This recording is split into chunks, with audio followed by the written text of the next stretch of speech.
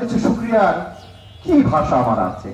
আপনি দেখেন আপনাদের বাঁ পাশে পানি রয়েছে, কত পানি আমরা পান করি প্রতিদিন, কত চাল ভাত আমরা খাই প্রতিদিন, কত মাছ আমরা আমাদের সংসারে কাজে লাগাই।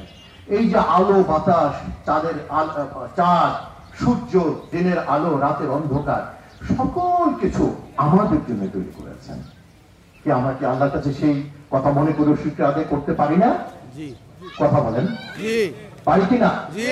কত মানুষের বাড়ি নেই, ঘর নেই, আল্লাহ রাব্বুল ইজ্জত আমাদের বাড়ি দিয়েছেন, ঘর দিয়েছেন। কত মানুষের অনেকের তো সন্তান নেই, আল্লাহ আমাদেরকে সন্তানও দিয়েছেন, দিয়েছেন না? তাহলে এইসব কথা চিন্তা করে করে আমরা আল্লাহর কাছে শুকরিয়া আদায় করি।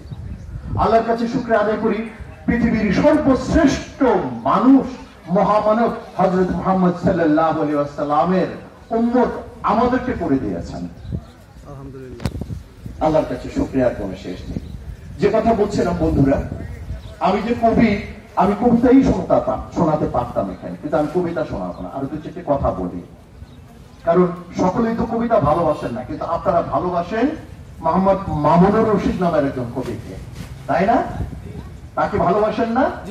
এবং তিনি এমন একজন মানুষ যার কবিতার মধ্যে জীবনের কথা বলা আছে, যার কবিতার মধ্যে দিন দুনিয়ার কথা বলা আছে, যার কবিতার মধ্যে আখিরাতের কথা বলা আছে। আমি পড়েছি, বসে বসে পড়েছি, বইটা আমার হাতে আছে, আমি পড়েছি, অফিসে বসে অনেকগুলো কবিতা পড়েছি। আল্লাহু আকবার।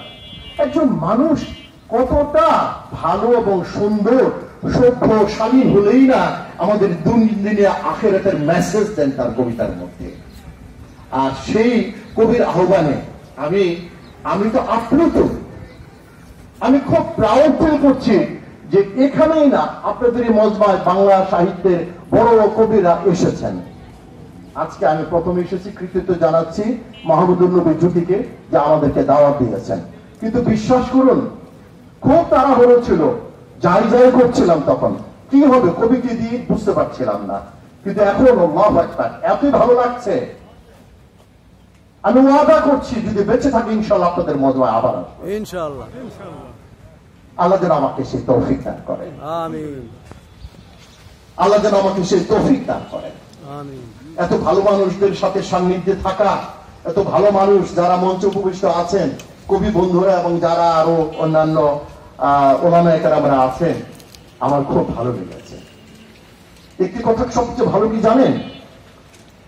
মানুষের এই যে কবি মামুনুর রশিদ, এই যে তার কবিতার মধ্যে আহ্বান করেছেন, আল্লাহর রাসূল যখন দাঁড়িয়ে গেলেন একজন লাশ দেখে যে মুসলমান ছিল না, এই যে মানবতার মেসেজ, যে আমি আগে মানুষ, হিন্দু, বৌদ্ধ, খ্রিস্টান, কে রিক্সাওয়ালা, কে ঠেলাগাড়িওয়ালা, কে জমিদার, কে সচিব, কে মন্ত্রী, কে মিনিস্টার, এসব বাস বিচার নেই। সে যে মানুষ, এই মানুষের কথা বলে যান একমাত্র ওলামায়ে কেরামরা, আর কে বলে যান? কবিরা। আপনারা মনে হয় আমার কথা সমর্থন করছেন না? জি। কবিরা কি ভালো কথা বলেন না? জি। কবিরা কি সমাজের কথা বলেন না? জি। কবিরা কি শুদ্ধতার কথা বলেন না? জি। মানবিক কথা বলেন কবি। অথচ দেখেন, এই কবি উপদেষ্টা হতে চায় না, এই কবি মন্ত্রী মিনিস্টার হতে চায় না, এই কবি অঢেল অর্থ বৃত্তের মালিক হতে চায় না। সারাটা জীবন তারা ব্যয় করেন মানুষের জন্য, সমাজের জন্য, কল্যাণের জন্য। কিভাবে মানুষের ভিতরে অনৈতিকতা আছে, কিভাবে মানুষের জীবনের মধ্যে অশুদ্ধতা আছে, কিভাবে খারাপই দিকগুলো দূর করে দেওয়া যায়, এই কথাই কবি তার ছত্রে ছত্রে পয়ারে পয়ারে বলে গেছেন। তাহলে আমরা তো সবাই কবিকেই ভালোবাসি নাকি? কে কে ভালোবাসেন না? হাত দেখান না একটু। ভালোবাসেন না আপনারা? আপনি ভুল হয়ে গেছে না? কবিকে আমরা সবাই ভালোবাসি। কেন? কবি সুন্দরের প্রতীক, কবি কল্যাণের প্রতীক।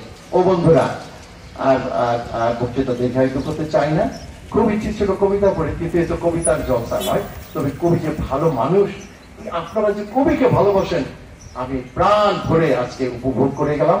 এই প্রথম জীবনে কবিকে সম্মানিত করে, দাওয়াত করে, এখানে মঞ্চে বসিয়ে আপনাদের মাঝে কবিতা এবং দুটো কথা বলার সুযোগ পেয়েছি। আমি আল্লাহর কাছে শুকরিয়া আদায় করছি। আমরা সবাই ভালোবাসি। আসসালামু আলাইকুম ওয়া রাহমাতুল্লাহ।